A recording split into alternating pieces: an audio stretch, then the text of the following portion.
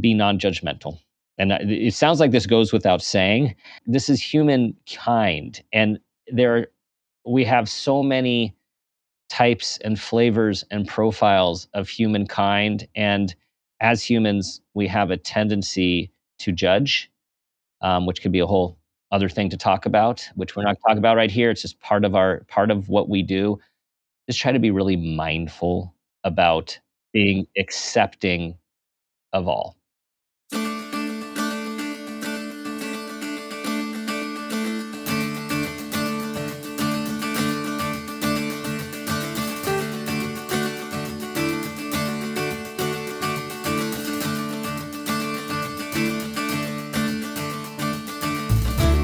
Hello, everybody. Welcome to the July and new episode of Sitting Down with Dr. Dan. I am here with our audio engineer and dad, Phil Rossi. It is Disability Pride Month, so we have great relevant topics to discuss today. As you all know, every month, these episodes, we answer your questions via Facebook, X, Instagram, and also at our email, podcast@drdanpeters.com. We read all of them, so thank you for keeping them coming. Phil, hello, and a happy summer. Happy summer. We are, I don't know if this is officially the dog days of summer, but I know we have been having a lot of heat in our area. What's the climate like out west this week? We have had a heat wave. Yeah. Serious heat wave. We are below 100, which is great. But man, it's been hot. Yeah. Same here. We've upper 90s, heat index well into the hundreds. So it's these days where you appreciate having air conditioning. Yes, and a little wind blowing in the morning is always a good thing. Yes, definitely. If you want to get outside and be active, do it in the morning. Mm-hmm. As you mentioned, July is Disability Pride Month. It's the ADA anniversary in July. Disability Pride Month happens every July to mark the ADA's anniversary, which was passed on July 26, 1990. And we're going to start with some great questions about this very topic today. So question number one, this first question is a general one. We do not have any special needs children in our family, but we have friends and neighbors that do. What is a disability advocate or disability ally, and how can we be better ones? I love hearing from kind humans in our community. Yes, indeed. Aware, expansive, kind humans. Okay, so let's start with the idea of advocacy, because advocacy is a word that gets used a lot, and advocacy is important in various aspects of life. So when we think of advocacy, we think of standing up for one's own rights or the rights of others. And often when we are talking about disability advocacy, we are standing up for the rights of others with disabilities. So disability advocacy is where you become an advocate to ensure that the needs and rights of people with disabilities are met. Now, this is it's so important. It's so important because it's in this process we need to promote and ensure equal access for people with disabilities to everything: employment, housing, education, transportation, and opportunities. And often people with disabilities do get overlooked. They are often not seen as equal. And often the systems, both physical and bureaucratic, are not set up to be navigated by oneself. And so when we're talking about advocacy, we are talking about how to support these individuals in getting all out of life that every human being deserves to get out of life, to grow, to access, and to realize their own human potential. So I also want to just move to disability ally because I like that word as well. It's very similar. It's very similar to a disability advocate. And an idea about this is when people use their own privilege to make change. So people without disabilities might not often think of themselves as having privilege just because of their functioning. But if you can see, if you can hear, if you can walk, if you can read, if you, all of these things are a privilege to have. And Mhm. for all of us that have some of these abilities, we need to use them to help others who are in situations where they need our help. And finally, an important aspect of disability advocacy and allyship is speaking out against injustice, which Mhm. happens all too much. Yeah. Yeah, absolutely. I mean, even to back it up just a little bit, I liked how you described the concept of really, supporting one another, no matter disabled or, as you said, privileged, right? Mhm. To be able to do certain things that maybe other folks aren't able to do. But at the end of the day, we are supporting one another to reach our human potential. Because Mhm. no matter what we are uh, dealing with, be it physical or mental or otherwise, human beings, we are creatures of great potential, and I truly feel that potential can only really be achieved uh, with others as a Yeah. community. Mhm. Yeah, so Yeah. that's Yeah. yeah, that says it all. And as you were talking, I was thinking about we've had some incredible guests, both guests Mhm. with disabilities who are disability advocates who are tell their story and are champions for people with Yeah, disabilities, and we've had parents who have children with disabilities who are champions and advocates for yeah, people with disabilities. We'll get those in the show notes. Get particularly yeah, because it's this month, because there's so many inspirational stories. And I want to just truly. close with to highlight some ways to support people with disabilities, because there's lots of well-intentioned individuals, and sometimes we don't have the knowledge. We sometimes, Yes, with the well intentions, we sometimes are maybe doing something that might not be taken as support. So a right. few concepts to think about. One is to always be respectful, like treating with people with disabilities with dignity, with kindness, and with respect. We really want to avoid, it tends to happen sometimes, talking down, Yep. talking loud when a person can actually hear just fine, right? Like we have just these ways that we're trying to Yeah. get a point across, which might not fit the situation. Also, to be aware of personal space, whether it's someone who has equipment, wheelchair or other, or just to be very aware that we can give sensory overload when Yeah. we're trying to be Mhm. helpful and supportive. Um, Related is asking first. Ask someone if they need help. Sometimes they do. Other times they might want to be doing something that you see them struggling with, might be something that they want to do on their own and something that's very important to them. Listen, always listen, right? We do not know more than other individuals, even though sometimes we think we do. Another thing to focus on is to focus on ability versus disability.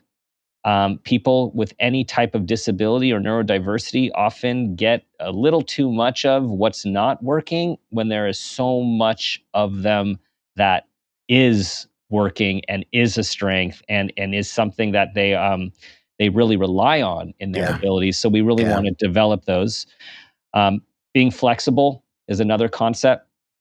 Things can't always go the way you think they're going to go. And anyone who lives with people with disabilities or parents people with disabilities or has family members, Mhm.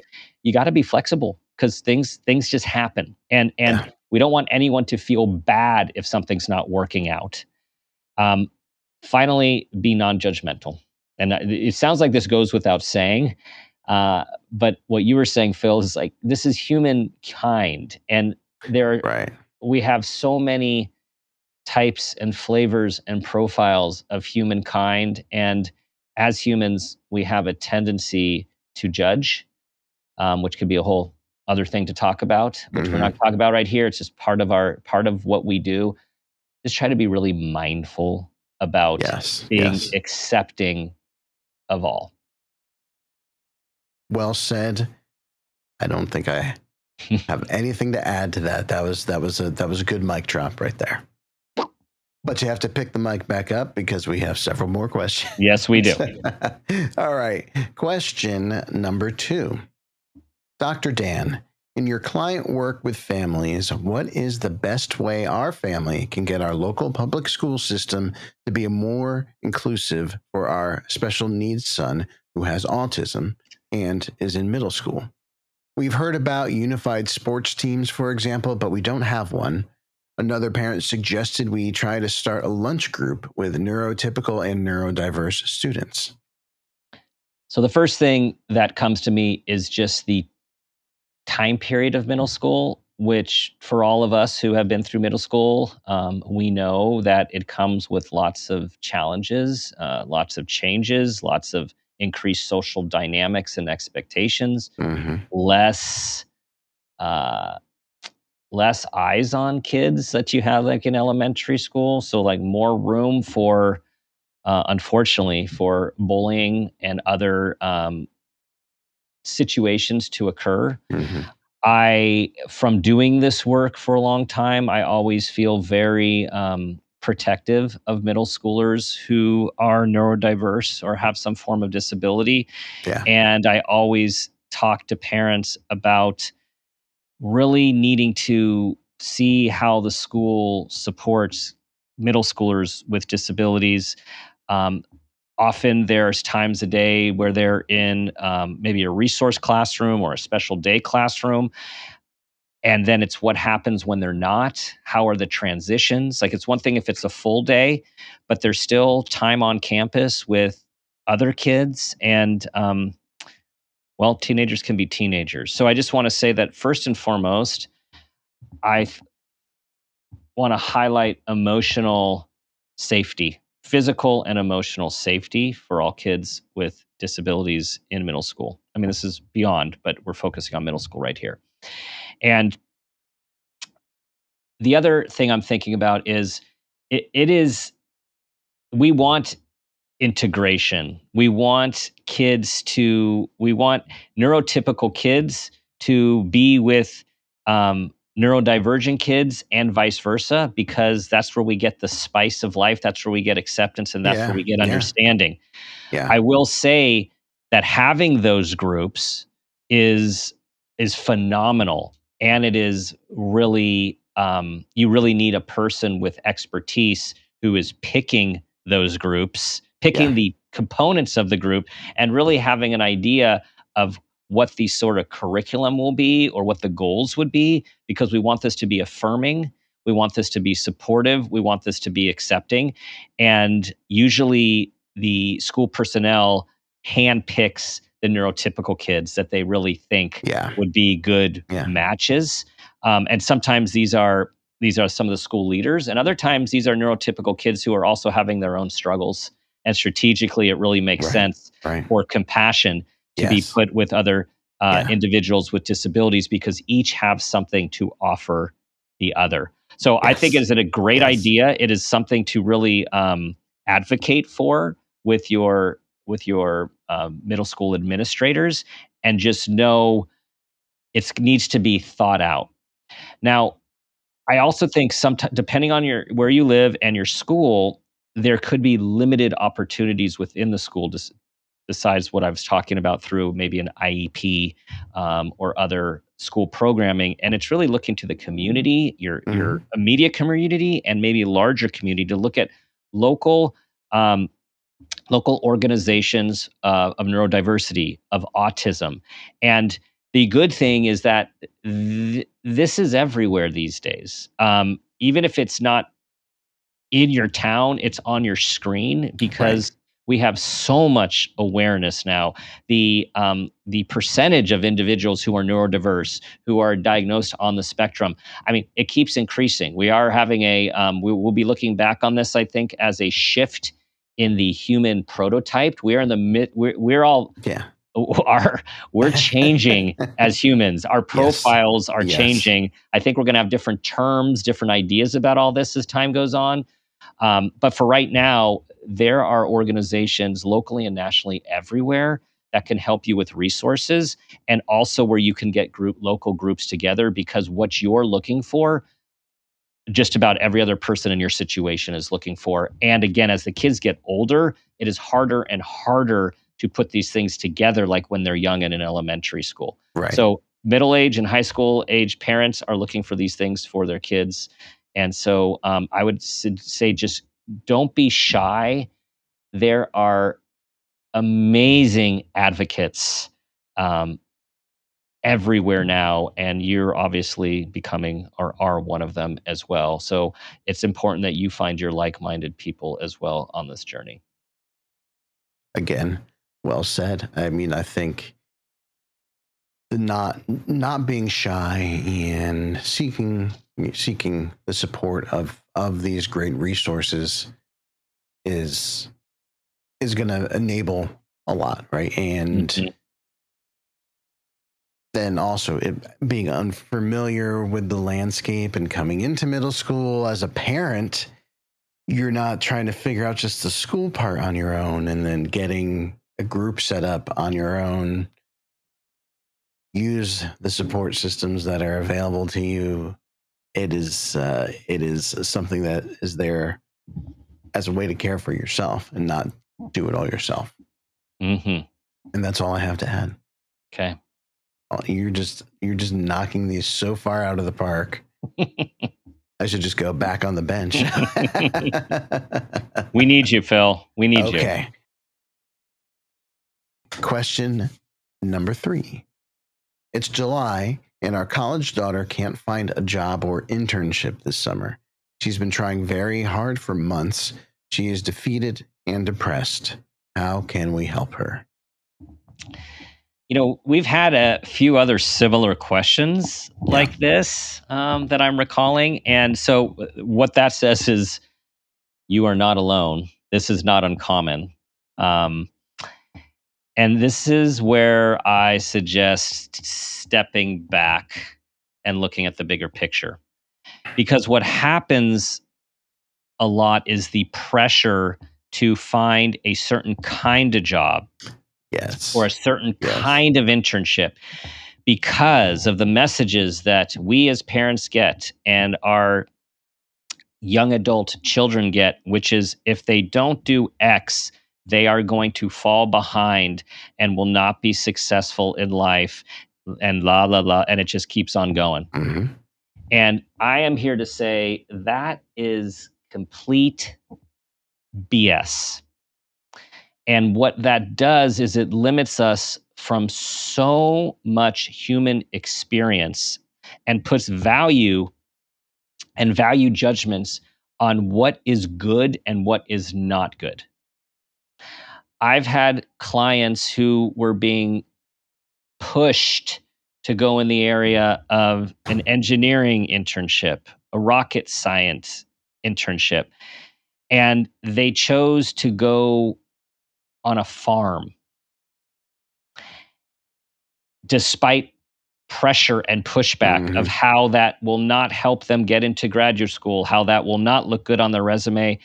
And in many instances, this individual and others will say that the best experiences they had is when they did something different and they got off of the treadmill and they just said, I'm not going to buy into this and I'm going to be fine.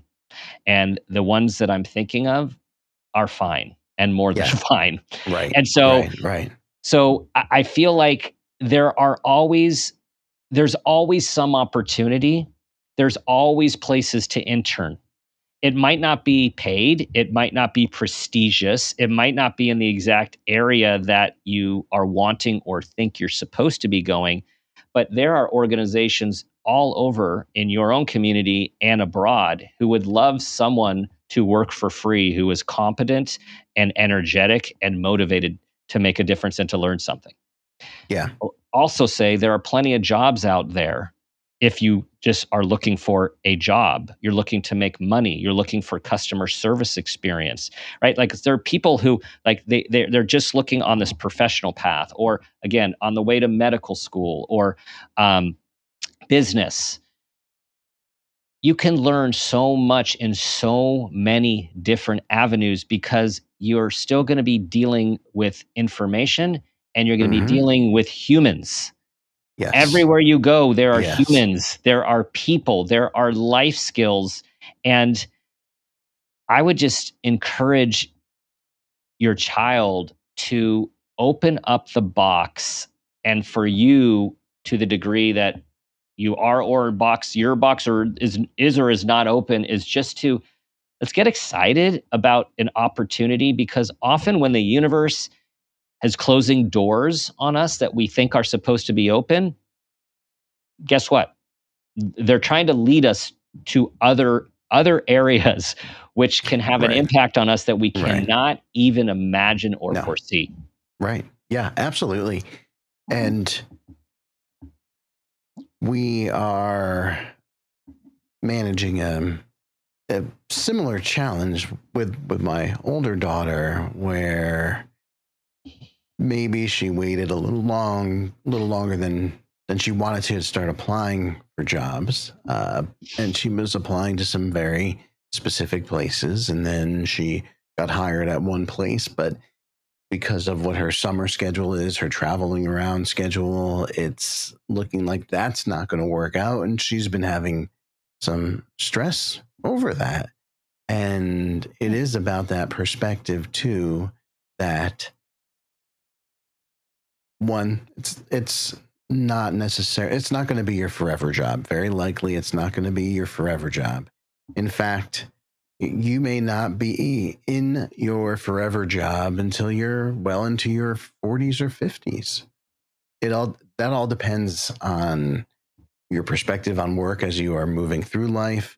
But when it's summertime and the stakes are not as high, just find a job that might be fun, or just find the one place that is hiring and get that job. Yeah. You know, it's there are valuable life experiences that can happen in any job. And there's nothing to say that once you have that job that you can't still keep looking at other options, especially when it comes to the part-time or summer work. It's a little different if you find a better opportunity and you let the place know, give them 2 weeks saying I've found a better opportunity, or whatever. But you're not tied to that job if you're unhappy there or a better opportunity comes up. And that's the other nice part about being a young person working, in between college seasons over the summer, is you have that flexibility to be able to try and do different things. But if you are trying to do just one thing with this laser focus, either be that internships related to your course of studies, or something you think will suit you professionally in the future, you are drastically reducing the number of opportunities and increasing, just because of what statistics are and the people going after these same opportunities. By reducing the opportunities, you're reducing your chances for success in getting that position. And by relation to that, you will get more rejections, and that's going to kill your motivation and self-esteem to continuing to try to find that quote perfect summer job. There's no perfect summer job or internship. The perfect one is the one that you are in at the moment. Right. And we don't always see that until later.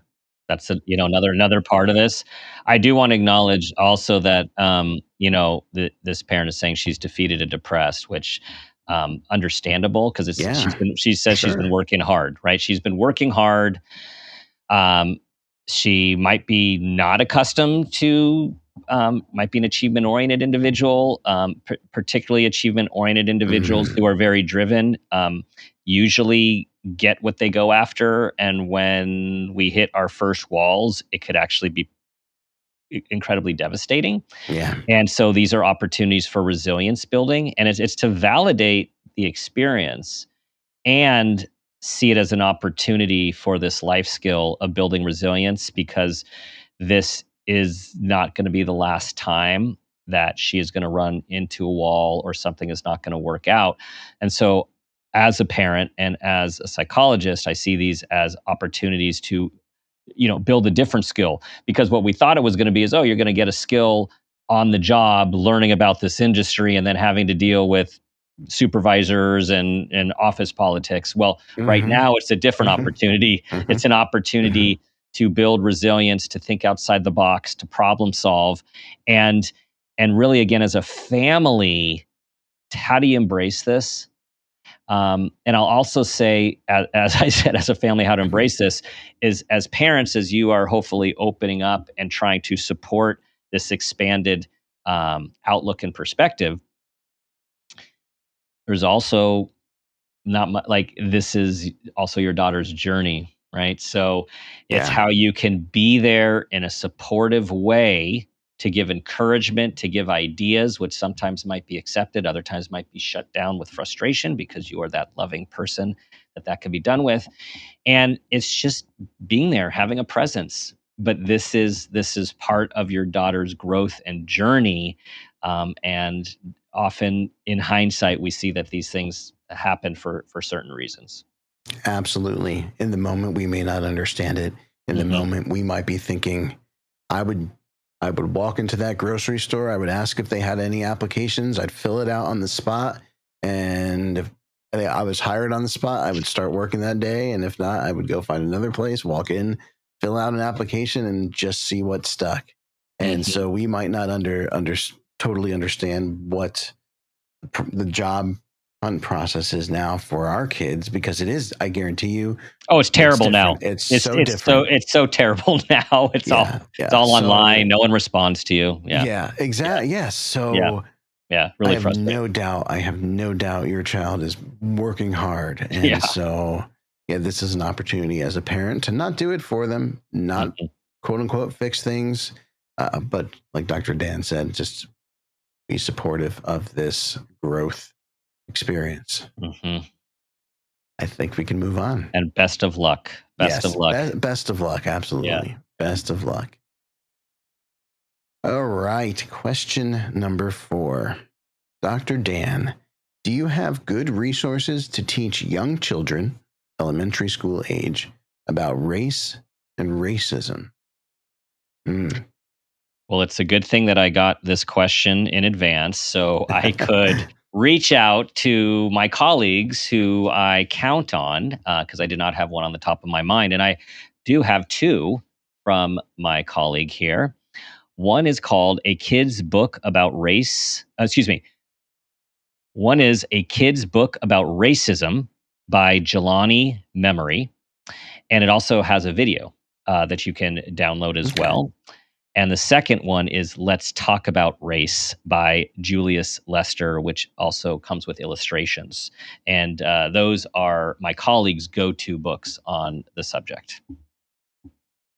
And this is really important.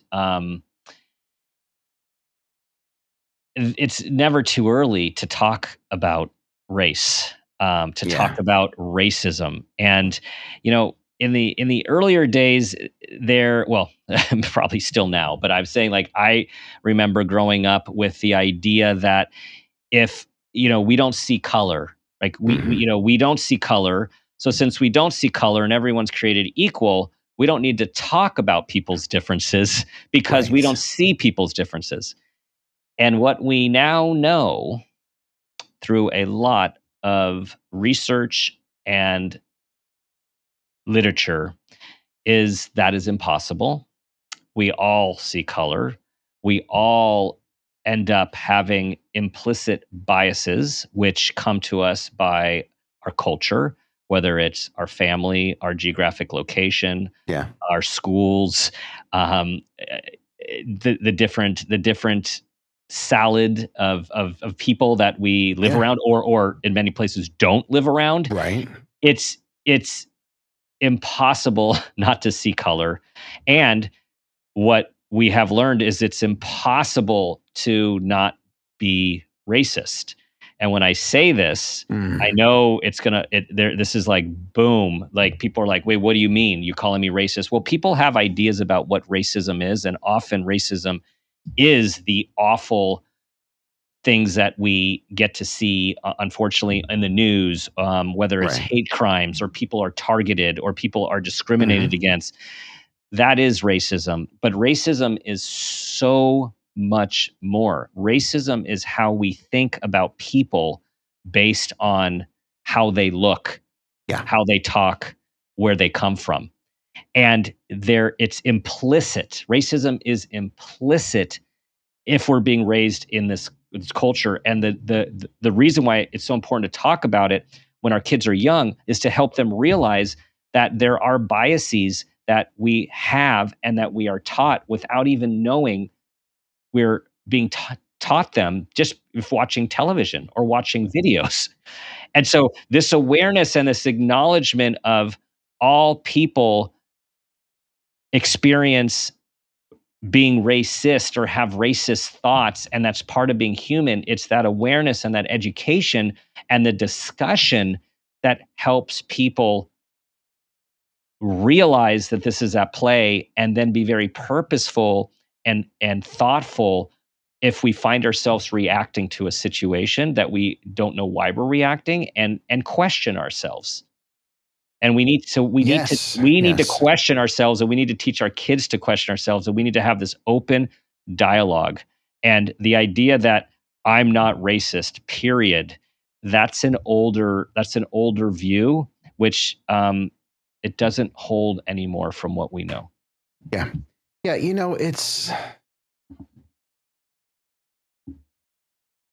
It's a topic that just will be around. I don't want to say indefinitely, right? I don't want to say indefinitely, but at least probably for a longer span of time than we can conceptualize, Hmm. right? Hmm. And I think part of the discussion, as you were mentioning, it's important to not disregard the differences we notice in the people around us. In the same way we might notice the difference in the trees around us or the flowers, as we're walking through the garden, that acknowledging differences is okay. And what makes that one tree really strong and big, and then makes this other flower so delicate, those are defining characteristics of this life we're seeing around us. Hmm. And yet, looking at a tree from a tree, and I can acknowledge that, yes, at the end of the day, they are all trees, or they are all flowers. And this is my sort of Hmm. elaborate, rambling way of saying that, acknowledging, the differences in others around us can be just a healthy acknowledgement of humanity, and there's just the beauty of humanity, and just the variation in life around Hmm. us, and Right. and rather be a champion of Hmm. those differences, that are not things that should alienate anybody, or alienate, or all of the negativity that comes with racism, which is doing the opposite of celebrating people's differences, right? And Right. so, Right. again, that's my long rambling way Yeah. of saying, I think part of that conversation we have with our kids, as they're young, and starting to notice these differences, and showing curiosity, and encourage the curiosity, and celebrate what makes us all different. Hmm. Hmm. I was thinking, as you're talking about the trees, it's this idea that for someone to say, "Well, I don't see color," since we're talking about disabilities, Right. that's to Yeah. me, that's like someone saying, "I don't see disability." Like, Right. I don't see that person on crutches or with a wheelchair, Right. or I don't see that person with a walking stick. Right. Right? Like, of course we see that. You Yeah. can't not see that. And just like we all have blessed with our senses, and people look different and people sound different. And with Right. that come all of these taught ideas and stereotypes Yeah. about these individuals. Yes. And I was also thinking back, it's just taking me back to when George Floyd was murdered. Mm. And out of that, with the Black Lives Matter movement and all of the awareness and the work that books that I read, White Fragility, Caste, these amazing books, which were important reads and hard reads to take a really good look at ourselves and how we were raised and where we were raised and what we think, and to truly acknowledge this, to be honest, because again, we can't not be impacted by the messages and the programming that we were given. This is part of becoming fully human, is actually to become aware of all of the programming that we have been given, which includes you're not good enough, you need to look like this, you need to act like this, you need to get this job. These people are like this, these people are like this. This is all programming. And the more aware of the programming and the more honest we can be, the more ultimately authentic and purposeful we can be as we walk through life. Yeah. Yeah. Beautifully stated. This programming, it's not hard coded. It's not part of our motherboard. It's on, we can overwrite it. We can open the files and we can make adjustments as we get more information, both about the world around us, but about inside of ourselves as well. What a great question. I mean, it's a question that we could spend an hour alone talking on, because it is nuanced. It's about others around us. It's about ourselves. And it's great that people are asking themselves and in turn asking us these questions. That again, back to the word curiosity and that desire to know how to handle these sensitive topics. Tells me that people are out there doing that. It doesn't mean that this one person that wrote in is the only person doing it. People are out there doing it, and I hope doing it more than in previous generations, and that this also will move us forward on that timeline of being better at being humans with one another. Yes. Okay. All right. And that brings us to question number 5, our final question.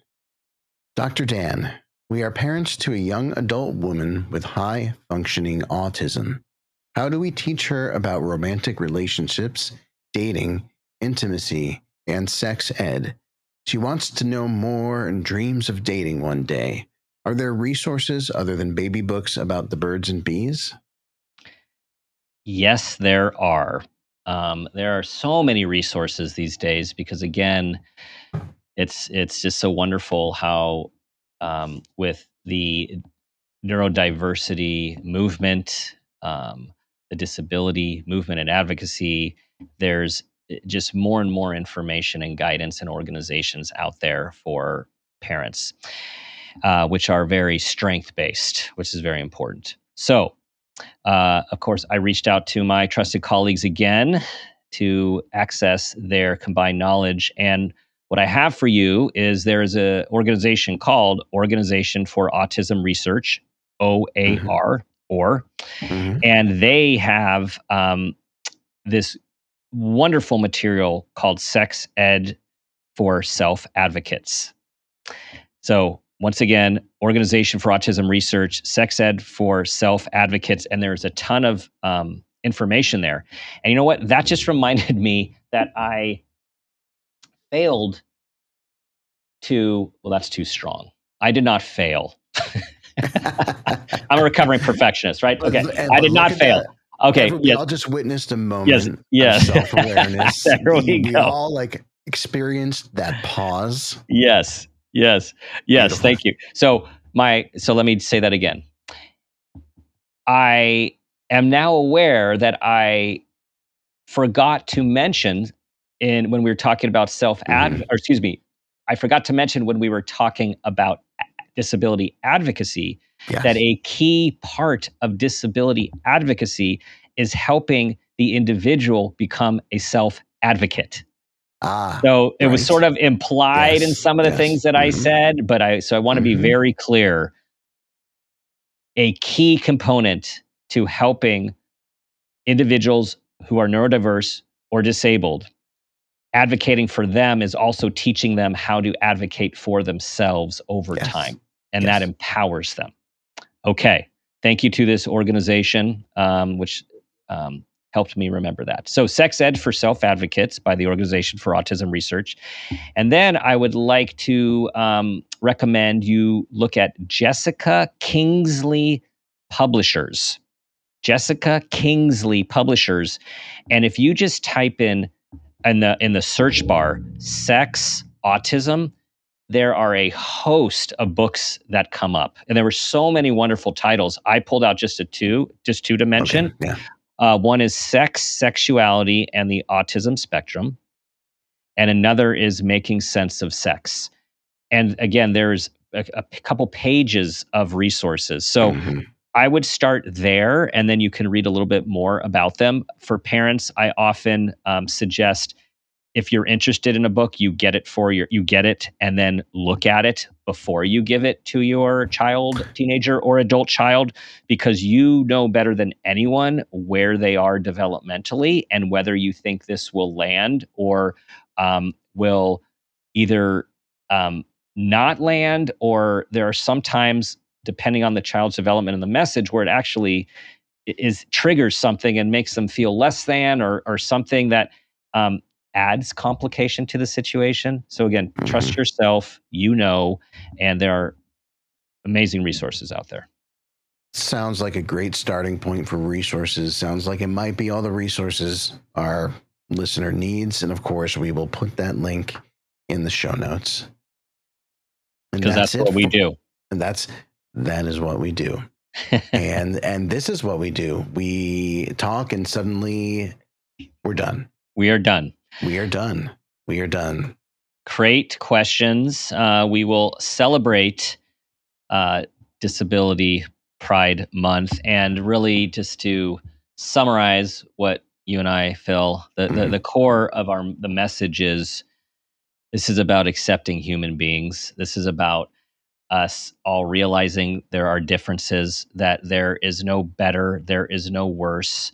And as we move from a society of competition and superiority and better than to one of collaboration, cooperation, acceptance, compassion, let's use the idea of this month as we move in that direction, for us all to see each other as just wonderfully unique people who are all related to one another. Beautifully, beautifully stated. Perfect message for this month. And with that, this nice segue as we wind down, which is, hey guys, remember, we've got goods. We've got promo codes. Check us out. Remember, exactlyrightmedia.com/promos. You can actually go to our show and it's listed. So you don't have to remember everything. All of the wonderful products that we have used, that we endorse, and that you will get big savings from. So go check that out. You human, you. Okay, so thanks for supporting us. And thanks for listening. Thanks for being a part of our community. Keep the messages coming in. Keep the questions coming in. And we really look forward to doing this every month with you. You know what I'm going to ask you to do? Try to be that person you want your child to become, and ask yourself the guiding question: what footprint do you want to leave?